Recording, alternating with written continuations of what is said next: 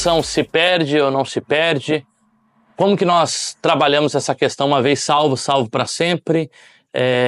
Eu sei que esse é um tema que tem sido debatido ao longo dos séculos e com certeza num vídeo aqui a gente não vai chegar a uma resposta definitiva, mas eu gostaria de trabalhar um texto bíblico com você nesse dia, que vai trabalhar um pouquinho esse aspecto aí da salvação. Meu nome é Wellington Casagrande, esse aqui é um canal de teologia, pausa para teologia.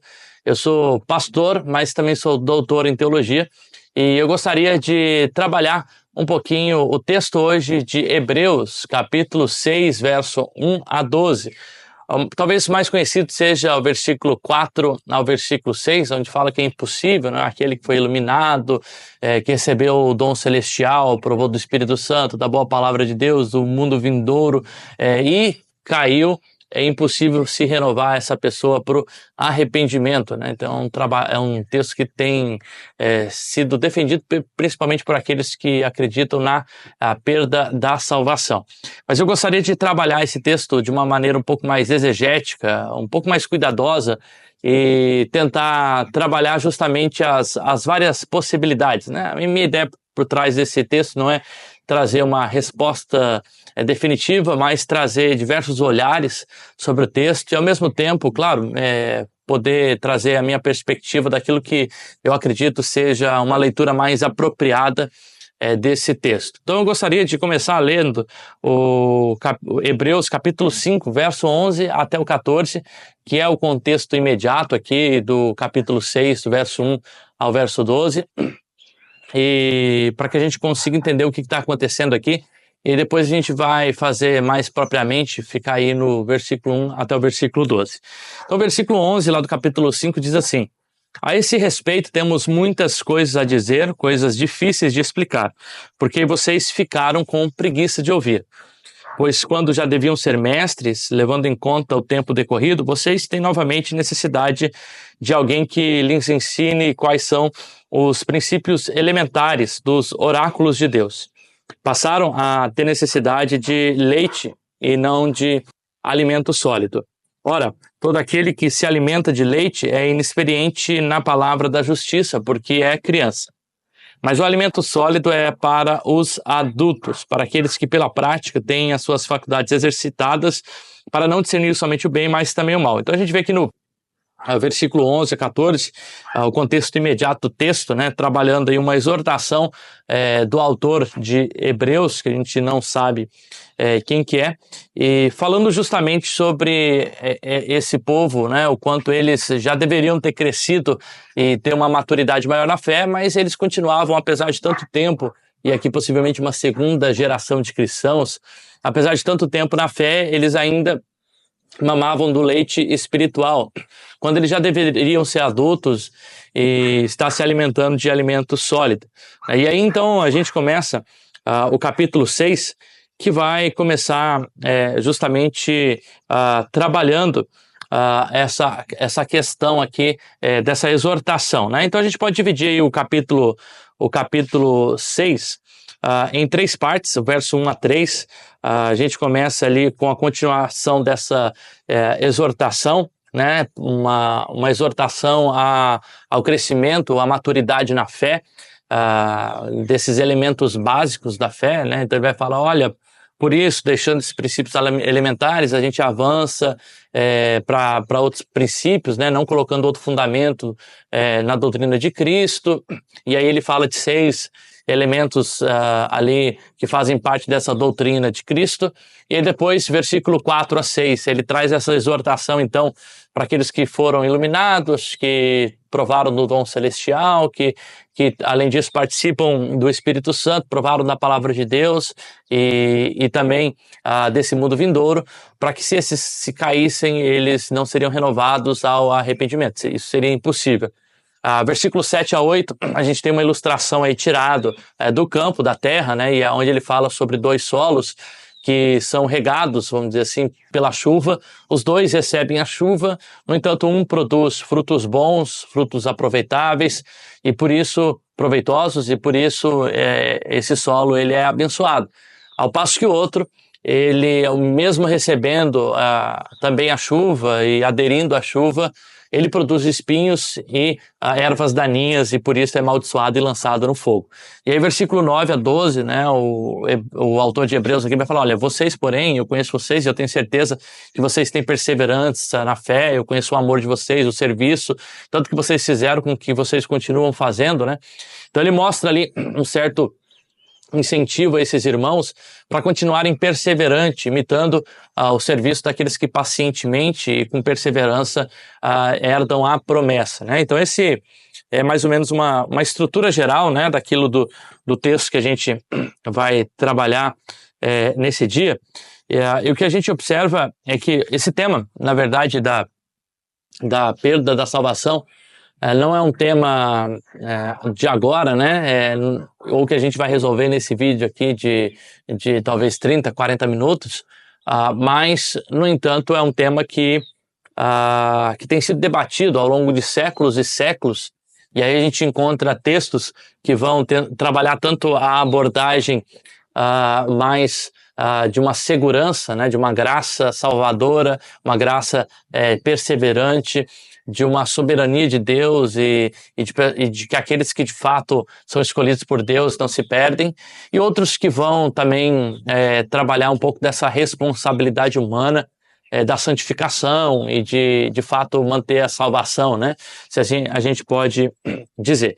Esse texto de Hebreus é talvez o texto mais difícil de Hebreus, isso porque a gente vê, quando a gente começar a trabalhar ali cada elemento do texto, a gente vai ver que cada elemento possui ali algumas possibilidades interpretativas, né?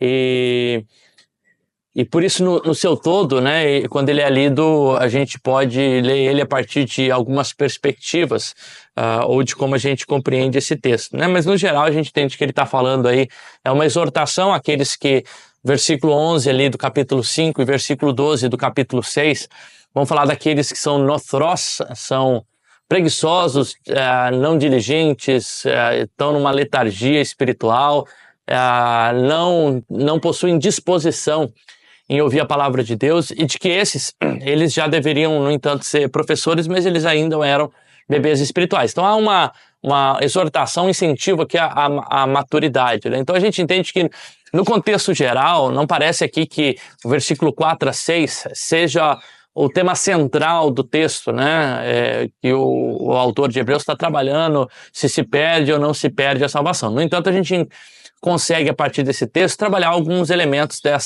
da soteriologia, né, ou da salvação em si, né, do tema da apostasia. Quando a gente fala de apostasia, né, a palavra e o substantivo apostasia é derivado do verbo apospao, né, que pode ser definido aqui de acordo com o Greek English Lexicon of the New Testament, né, o BDEG.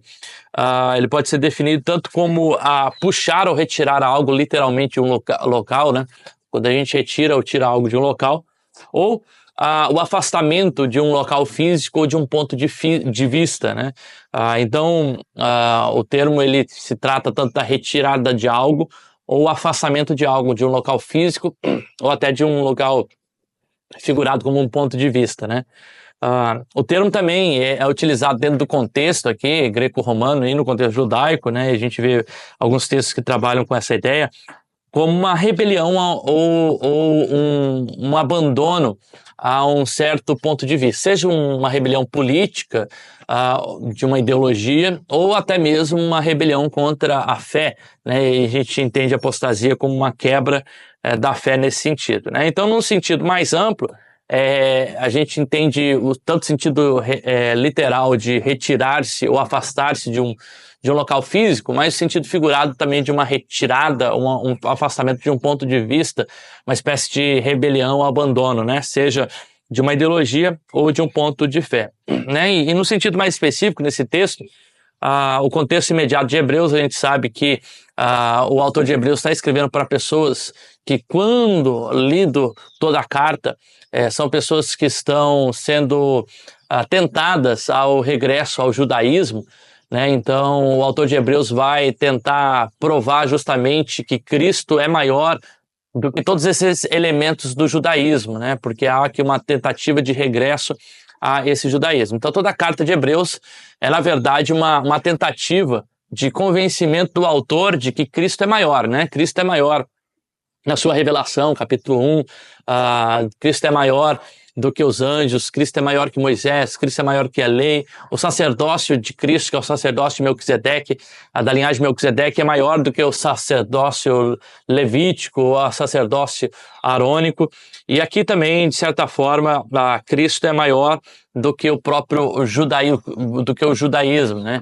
Então, o abandono ou regresso ao judaísmo também pode ser visto como uma espécie de apostasia, né? Tanto que quando a gente lê no texto, os autores ou os comentaristas, há uma dúvida aí se, de fato, a apostasia que se trata do abandono da fé, dessas pessoas que tinham uma fé em Jesus e elas estão abandonando a fé em Jesus, ou se elas estão regressando ao judaísmo, né? E isso se configura também como uma espécie de apostasia da fé, né? Uma vez que elas estão retornando a um princípio anterior que não seja a fé em Cristo Jesus. Então esse é um sentido mais específico do texto, né? Do que se trata de fato. E aí a gente pode se questionar se de fato, né? Qual que é o movimento do texto, né? O que seria esse movimento de apostasia do texto? Para quem que Paulo está direcionando, o autor de Hebreus, né? Uma das possibilidades é que seja Paulo, mas o autor de Hebreus, que a gente não sabe quem que é, está direcionando essa exortação. Se havia de fato ou não um perigo aqui de abandono da fé, ou se é apenas a utilização de uma figura de persuasão para poder convencer os leitores a não caírem na fé. E o que o texto indica quando ele diz que é, por exemplo, impossível que haja um renovo, um retorno para o arrependimento, né?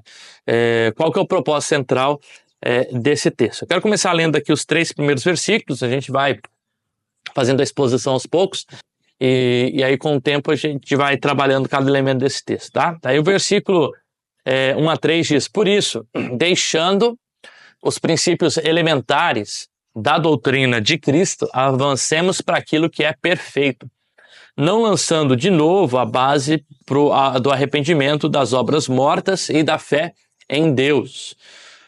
O ensino de batismos e da imposição de mãos, da ressurreição dos mortos e do juízo eterno.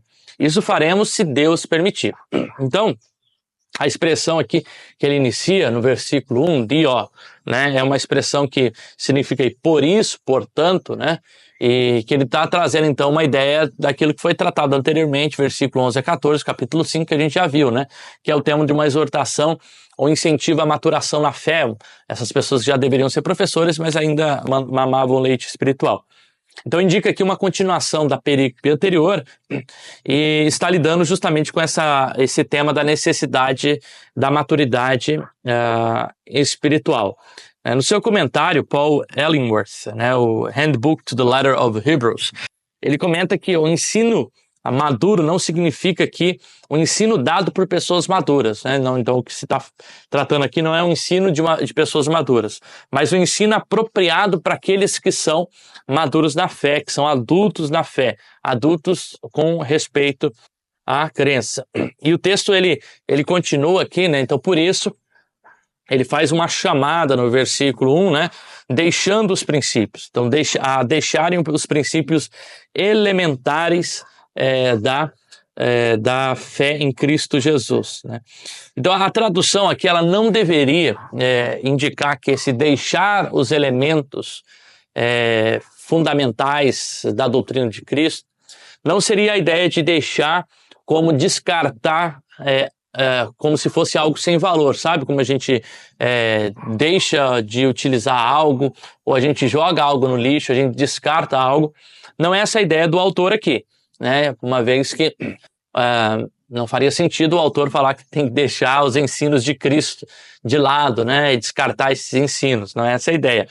No entanto, se a gente lembrar que o contexto ele está tratando justamente de pessoas que já deveriam ser maduras da fé, mas que elas estão voltando às questões elementares, essenciais, de principiantes ou iniciais da fé, né? Que aqui de mamar de fato o leite espiritual. Então, ao invés de deixar, a ênfase recai justamente na ideia de seguir em frente uma vez que os alicerces já foram colocados, né? Se então os alicerces já estão construídos, não há mais a necessidade de recolocar de novo o alicerce aqui, né? O processo ele não precisa ser repetido. Uma vez que um edifício, uma casa, ela está construída sobre o correto alicerce, o alicerce ele fica ali para dar sustentação à casa. Assim, uma vez que os princípios elementares da fé cristã ela está construída, também não há necessidade de ficar toda hora regressando e reconstruindo esses princípios, uma vez que eles já estão construídos.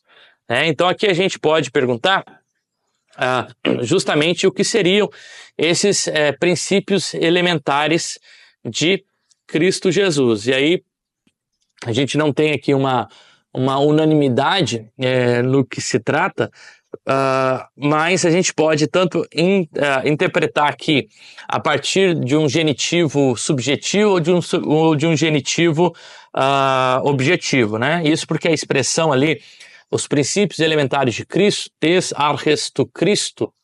Então os atos internos aqui seriam o arrependimento, né?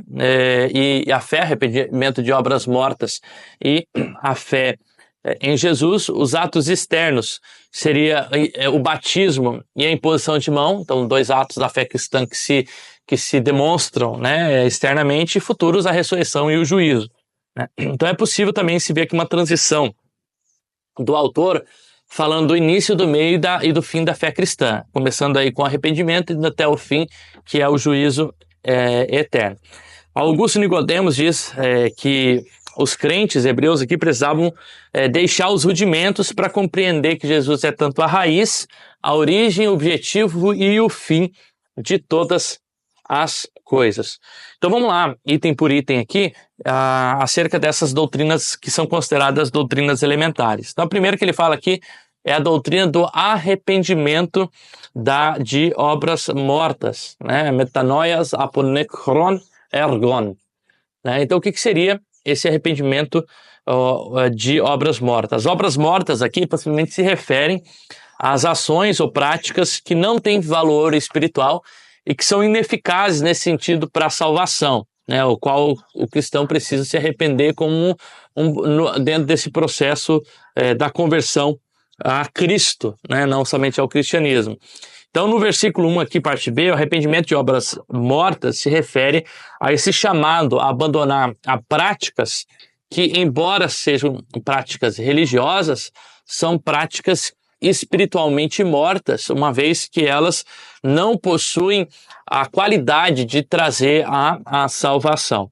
Então, esse arrependimento, a metanoia aqui, implica justamente na mudança de coração, de mente e disposição, rejeitando justamente a autossuficiência, e aqui talvez, quem sabe, até a ideia da própria lei judaica, a suficiência da lei judaica, ações ritualísticas da antiga aliança, e focar na pessoa de Jesus e na justiça que Cristo traz, né? Então o autor, ele encoraja os crentes a avançarem na fé e na maturidade. Então o primeiro elemento interno aqui é justamente desse arrependimento das obras mortas, e aí depois ele fala também acerca da fé em Deus, e aqui de fato, né, é a ideia da fé mesmo, da confiança que se coloca em Deus, da fidelidade, né, mostrada a Deus.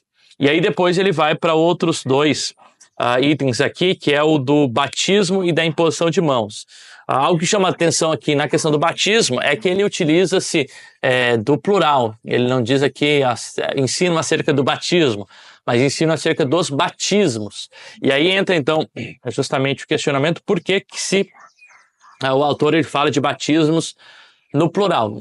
E a resposta a essa pergunta ela vai depender muito da compreensão do que esse autor está trabalhando, quem são os destinatários, né? Se são destinatários que estão incorrendo na possibilidade de uma apostasia de regresso ao judaísmo, então os batismos aqui eles podem se referenciar aos diversos ritos judaicos de banho de purificação, né? Então o autor de Hebreus ele pode estar lembrando aqui justamente das doutrinas dos banhos de purificação que aconteciam no Antigo Testamento, né? Se o autor ele está trabalhando ainda com pessoas aí querem voltar ao judaísmo, talvez seja uma comparação dos banhos de purificação com o batismo que a gente vê em Cristo Jesus para o arrependimento, né? Outras possibilidades é que se o autor está trabalhando não de um retorno ao judaísmo, mas de fato um abandono à fé cristã, então esses batismos pode ser tanto uma contraposição do batismo de João Batista com o batismo de Jesus, ou o batismo como um elemento espiritual e de salvação, né? Então, de fato, que a gente não sabe claramente o porquê que o autor trabalha aqui a ideia a partir do plural, né, do batismos, né? Uma outra possibilidade é a ideia da quantitativa, né? Só que ele falou ensino de batismos, uma vez que não era um batismo, só que aconteciam mais vários batismos. Então, uma espécie de coletividade, né? Uma pluralidade mesmo de batismo. Olha, eu quero ensinar acerca desses batismos que estão acontecendo, tá? Ou a da fé do batismos, né? E aí depois ele vai falar da imposição de mão. E aí, de novo, a gente também não tem tanta clareza aqui qual que é a ideia do princípio elementar da imposição de mão, uma vez que a imposição de mão ela é utilizada por diversos motivos, tanto no contexto veterotestamentário quanto no contexto do Novo Testamento, né? Então, no Antigo Testamento, por exemplo, as mãos elas eram impostas sobre pessoas para abençoar pessoas, eram impostas sobre animais sacrificados, a fim de que esses animais expiassem o pecado das pessoas. Era imposta a fim de comissionar alguém para o serviço do sacerdócio, ou alguém que ia sofrer a pena de morte, então havia também uma imposição de mãos. No Novo Testamento a gente vê a imposição de mãos também para abençoar, como um elemento de cura, né? Jesus curando a partir ou havendo a cura a partir da imposição de mãos, também do comissionamento ao ministério. No livro de Atos, especificadamente, né, a gente vê o recebimento do Espírito Santo sendo realizado a partir da imposição de mãos e até mesmo para o recebimento de dons espirituais. Então percebe que aqui a gama semântica mesmo, assim, da ideia de imposição de mãos, ela é muito grande, né? Então, assim, o que o autor está dizendo assim, olha, eu quero deixando os princípios elementares aqui acerca do princípio de mãos, da imposição de mãos, né? A partir do contexto, a gente pode entender que talvez seja tanto o recebimento de dons espirituais, mas talvez o recebimento do próprio Espírito Santo.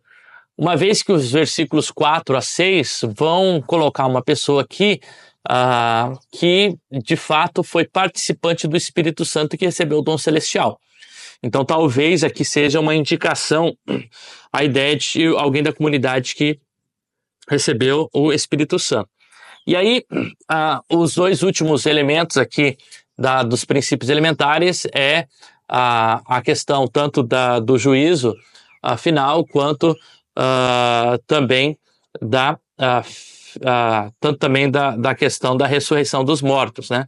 São os dois princípios elementares que a gente encontra aqui no versículo 2 e aí versículo 3, se assim Deus permitir. Aí a gente passa para o versículo 4 a 6, talvez a parte mais complexa aqui do texto, né? Onde o autor diz o seguinte: é impossível, então, pois que aqueles que foram uma vez iluminados, provaram do dom celestial, foram participantes do Espírito Santo, caíram, sim, é impossível outra vez renová-los ao arrependimento, visto que de novo estão crucificando para si o Filho de Deus e expondo a zombaria.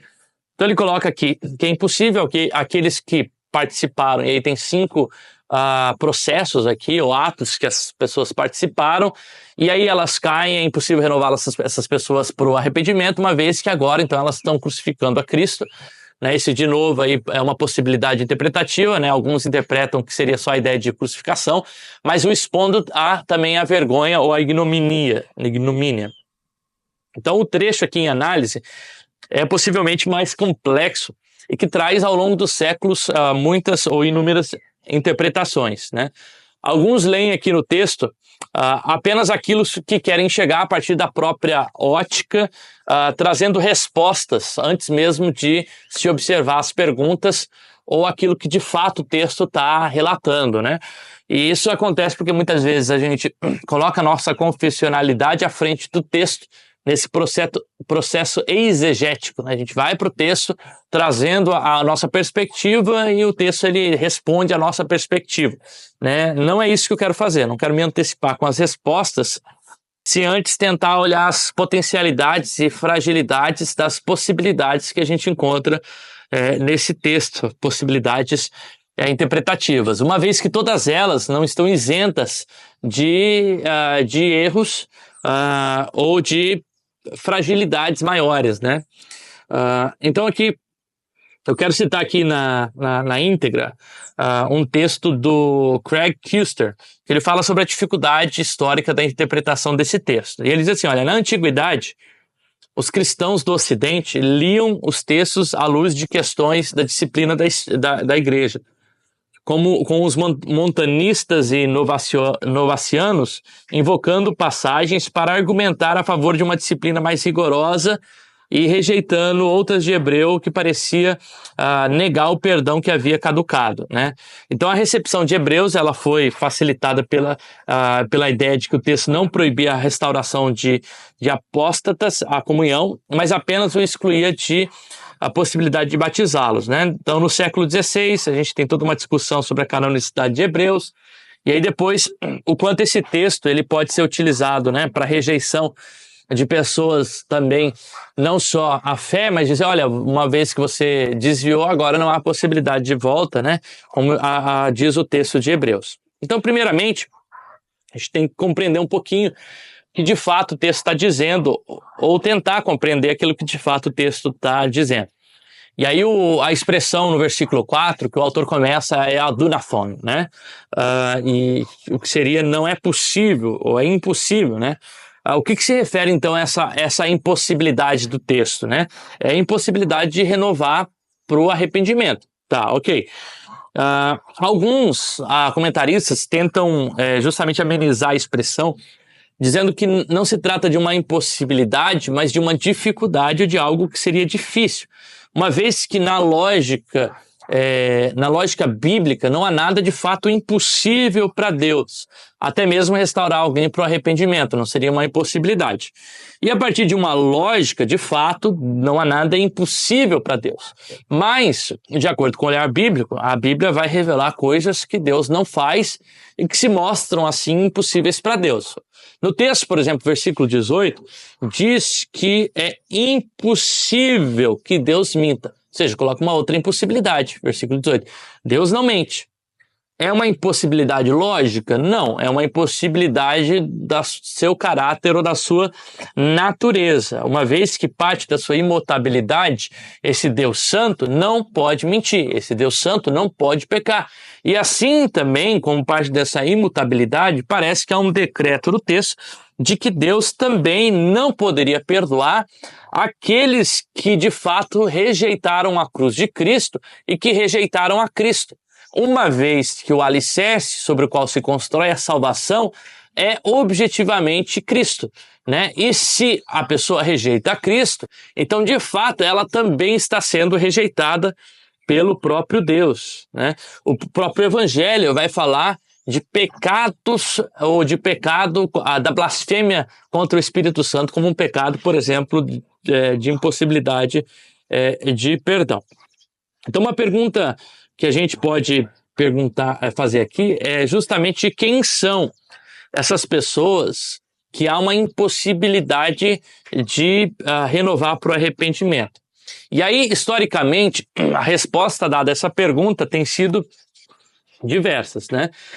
Primeiro, algumas pessoas falam que se trata de pessoas não salvas, religiosas, mas que de fato não foram salvas por Cristo Jesus, né? E por isso elas não serão renovadas ao arrependimento, porque elas de fato nunca foram salvas. E aí quem tem que seguir talvez mais esse pensamento sejam pessoas que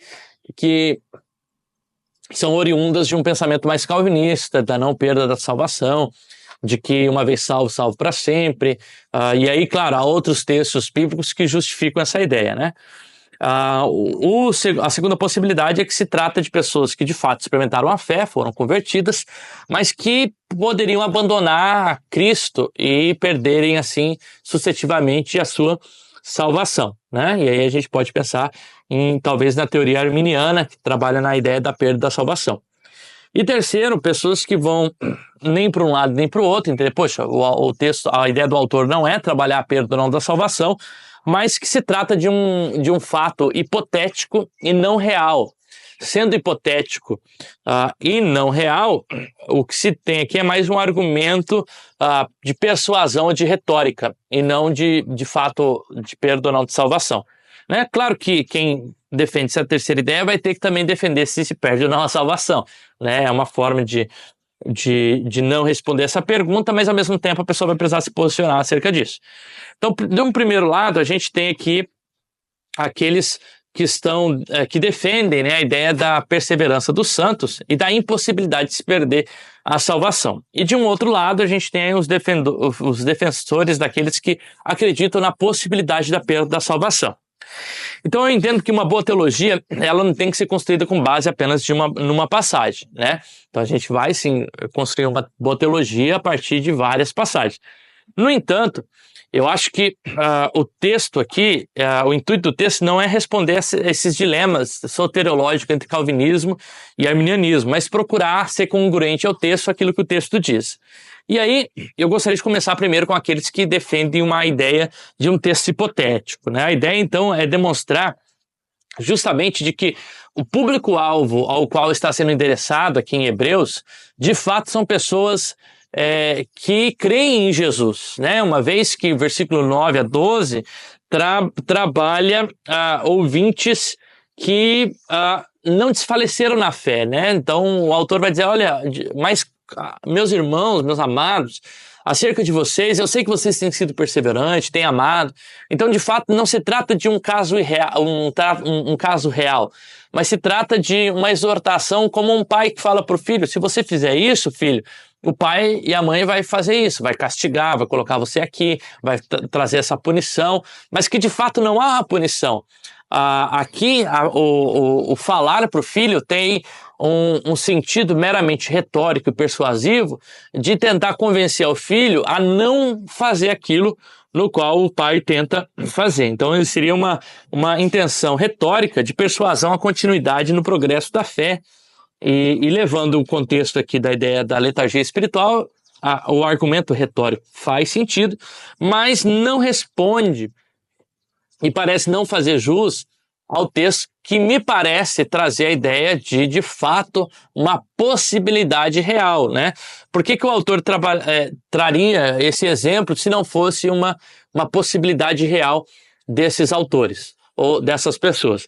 Agora, de fato, aí uma pergunta subsequente é se essa possibilidade real ela é de pessoas que são convertidas ou não, né? Então, as duas possibilidades restantes compreendem, então, os ouvintes a partir de óticas distintas. A disputa central é se os destinatários, então, aqueles são cristãos ou não. E aí os versículos 4 e 5, eles descrevem 5 particípios do que essas pessoas passaram. Né? E começa falando do apax, né? Uma vez por todas. Essa ideia de passar uma vez é a mesma ideia que a gente tem em Hebreus 2:9, quando diz que Jesus passou uma vez por todas pela morte. Ou seja, de fato, Cristo, quando ele passou pela morte uma vez por todas, ele morreu. Né? Então parece que o autor está trazendo de uma experiência real dessas pessoas. Real a partir da perspectiva do autor. Agora, a grande pergunta é se é uma perspectiva de fato real, né? E quais são aqui, então, quais são aqui os elementos, as descrições dessas pessoas? Dizem que essas pessoas elas foram iluminadas, além de serem iluminadas, elas provaram do dom celestial, elas foram participantes do Espírito Santo, elas provaram também da boa palavra, ou da bondade da palavra, e elas participaram desse mundo vindouro. Então são 5 características aqui, né? Então assim, vamos primeiro trabalhar essas 5 características e depois a gente vai expor aí as 2 ideias, né, para aqueles que pensam que sejam de fato uma experiência real e aqueles que pensam que não é aqui uma experiência real. Então foram iluminados, né? O termo aqui fotites, fotiscentas. Como que a gente compreende, então, o fato de que essas pessoas foram iluminadas? A linguagem utilizada aqui, ela aponta justamente para esse movimento do negativo para o positivo, da escuridão para a luz. E se mover da escuridão para a luz é, no sentido bíblico, se mover do pecado para Deus, se mover justamente da ignorância para o conhecimento de Deus, se mover também da morte para a vida. Uma vez que a ideia de luz traz essa ideia de clarificação, de tirar a pessoa do pecado, tirar da escuridão, tirar da ignorância, tirar da morte, né? E aí a gente pode pensar justamente a ideia de que Jesus, né, diz que ele é a luz do mundo, né? Jesus é a luz do mundo que veio tirar as pessoas da escuridão. Alguns intérpretes fazem a alusão da iluminação aqui como se fosse uma referência ao batismo, e isso vem a partir de dois textos, né? Tanto a tradução Peshita, siríaca Peshita, que traz aqui ao invés do termo iluminação, aqueles que foram batizados, quanto no segundo século. A gente tem Justino Mártir, que traz também aqui a iluminação, como se fosse uma designação técnica da iluminação para o batismo, né? Então, tanto a tradição siríaca Peshita quanto Justino Mártir. No entanto, né, num contexto bíblico, a ideia de iluminação parece que tem pouco a ver com batismo, embora a gente possa achar algumas referências que até tragam essa ideia. Mas no sentido mais geral, a gente vê que tem mais a ver com a ideia de conversão, de trazer a pessoa do pecado para a luz, de trazer da escuridão, das trevas para o reino de Cristo. Então Jesus é descrito como a luz do mundo. Paulo pregava as pessoas para se converterem das trevas para a luz, né? Ou seja, saírem do poder de Satanás e irem para o poder de Deus. Então o autor de Hebreus aqui utiliza a expressão iluminado também no capítulo 10 para se referir, por exemplo, àqueles que foram convertidos.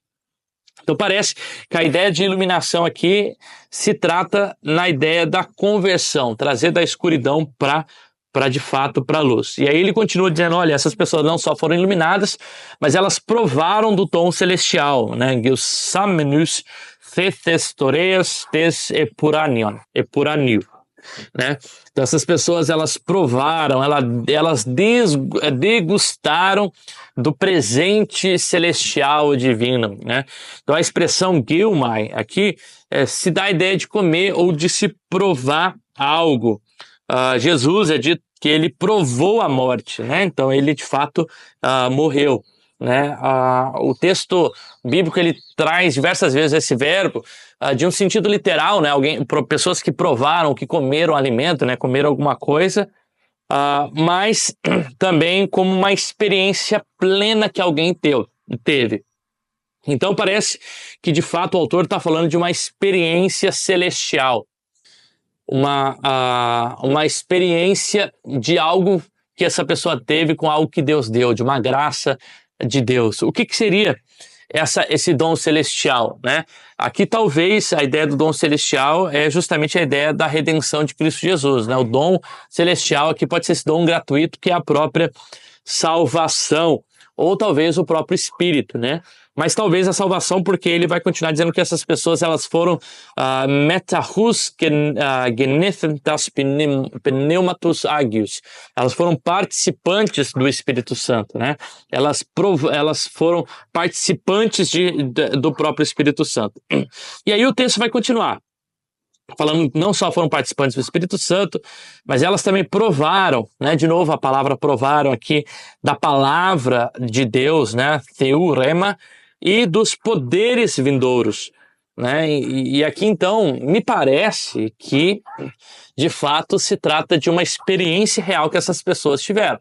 Não me parece que seja uma experiência apenas fictícia, ou uma possibilidade de experiência. Então aqueles que negam a experiência, eles vão argumentar a partir desse fator retórico, que a ideia do autor não é falar ou não dessa possibilidade, mas trazer justamente a ideia de que essas pessoas, elas eram pessoas perseverantes, né? Essas pessoas não eram pessoas que estavam que haviam abandonado a fé, elas eram perseverantes, como a gente vai ver versículo 9 a 12. E aí a ideia é de que ao redor, outros textos bíblicos, a gente encontra pessoas que estavam na experiência religiosa, provaram a experiência religiosa, mas de fato não eram de Jesus.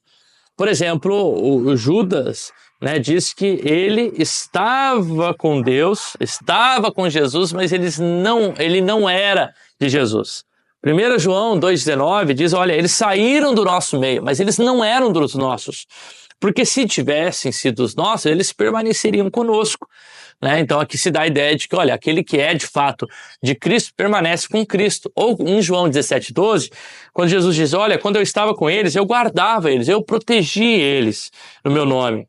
Né? E nenhum deles se perdeu, exceto o filho da perdição, para que se cumprisse a escritura. Ou seja, todos aqueles que o Pai me deu, eles se mantiveram, porque de fato eu os protegi.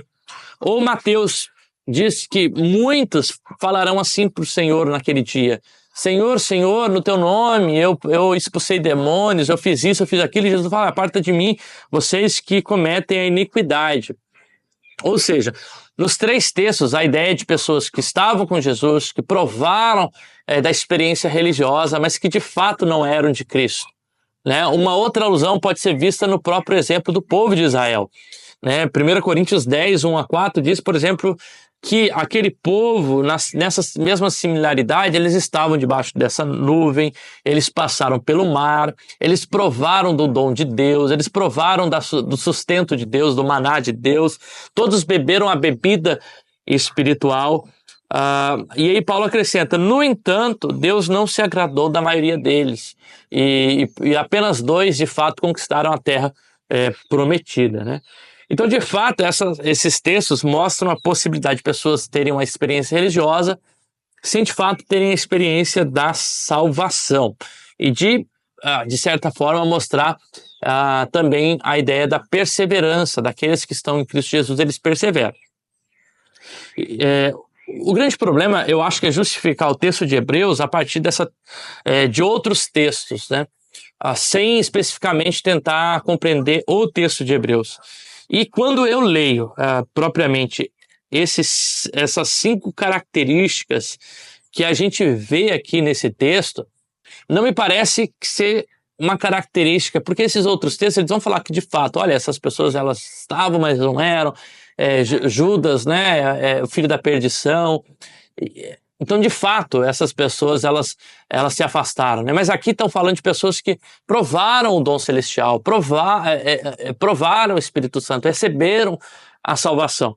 Então, quando eu olho para esse texto, né, a minha perspectiva hoje desse texto, eu falo hoje porque a gente vai se construindo, né? Mas a minha perspectiva hoje é que, de fato, esse texto está falando de pessoas que tiveram uma experiência real com Deus, pessoas que tiveram uma experiência e que estão com uma possibilidade de fato caírem na sua fé.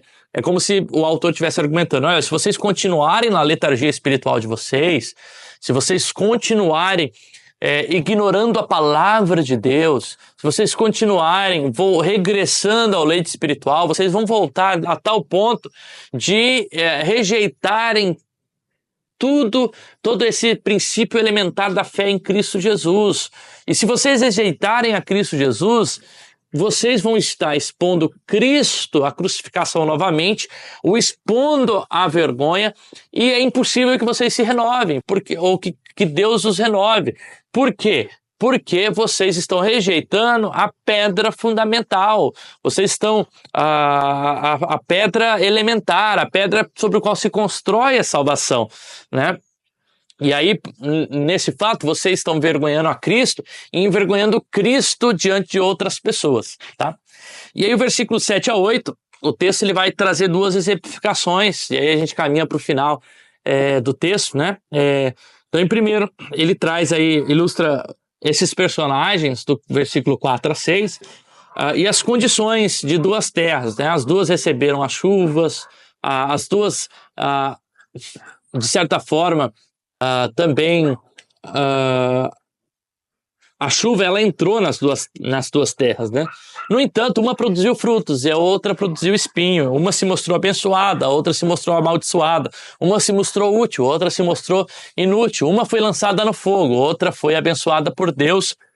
Então, o versículo 7 começa a discutir sobre essa terra infértil, sobre a terra fértil, né? E a bênção de Deus sobre a terra fértil, mencionando o envio da chuva sobre essa vegetação e como a palavra ela foi acolhida, né? Contrastando com o versículo 8, que vai falar da terra que produziu espinhos e cardos. No versículo 7, a bênção de Deus diante da fertilidade mostra justamente essa promessa de Deus se cumprindo. E o versículo 8 mostra essa pessoa que recebeu no seu solo a chuva de Deus, a bênção de Deus. No entanto, ela produziu apenas espinhos e ervas daninhas, e por isso ela foi amaldiçoada, ela se mostrou inútil e ela foi também exposta ao fogo.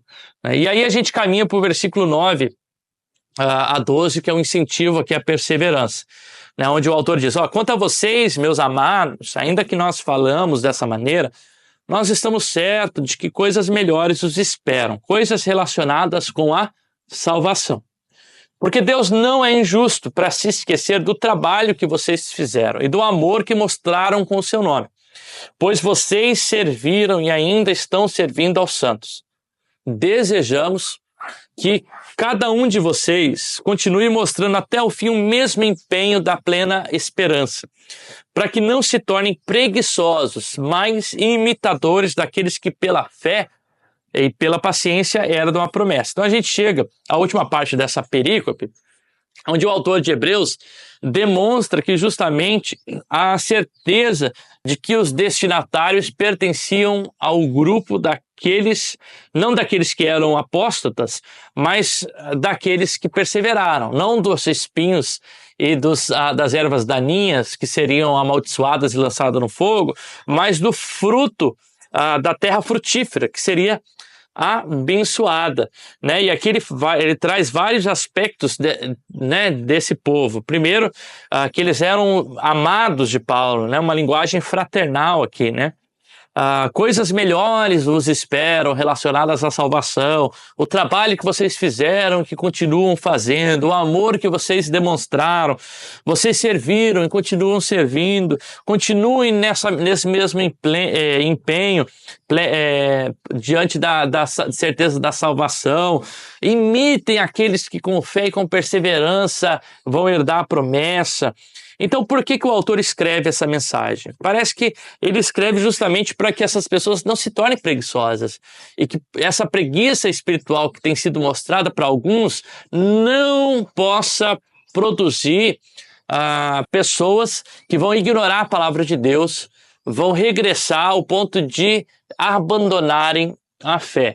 Então, me parece que aqui se trata de uma possibilidade real, o abandono da fé, e não de uma impossibilidade, né? Então, nesse texto, a gente vê a possibilidade de pessoas que tiveram a experiência religiosa de fato, negarem a fé.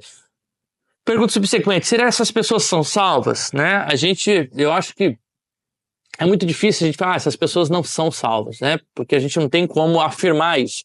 A gente tem como afirmar aquilo que o texto diz. E o texto diz que essas pessoas experimentaram do Espírito Santo, que essas pessoas experimentaram do dom celestial, que essas pessoas foram iluminadas, que essas pessoas provaram da palavra de Deus. E é isso que a gente consegue esclarecer. E é isso que a gente consegue dizer. É o que essas pessoas provaram. E essas pessoas corriam o risco, de fato, abandonarem a fé e, rejeitando a Cristo, elas também seriam rejeitadas. No entanto, essas pessoas aos quais o autor escreve são pessoas que não chegaram a esse ponto ainda, porque o autor de Hebreus expressa confiança nesses leitores, acreditando que eles não vão chegar a esse ponto e de que eles têm demonstrado amor, serviço a Deus e que eles deveriam continuar nessa diligência e nesse zelo, imitando justamente o exemplo daqueles que vão herdar a promessa. E aqui a promessa se trata justamente da própria promessa da salvação. Aqui a ideia de Gálatas, quando diz que por meio do descendente de Abraão, a saber, Cristo Jesus, nós seríamos salvos, a justificação por meio da graça pela fé.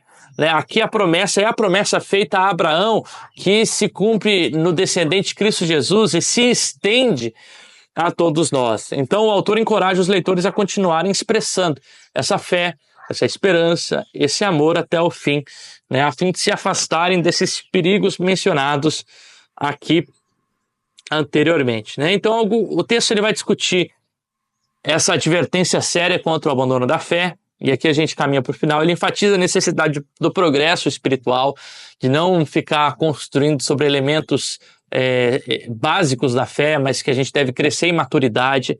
Ele fala sobre a consequência grave da apostasia e do abandono de Deus, a necessidade do cuidado pastoral daqueles que estão de fato caindo.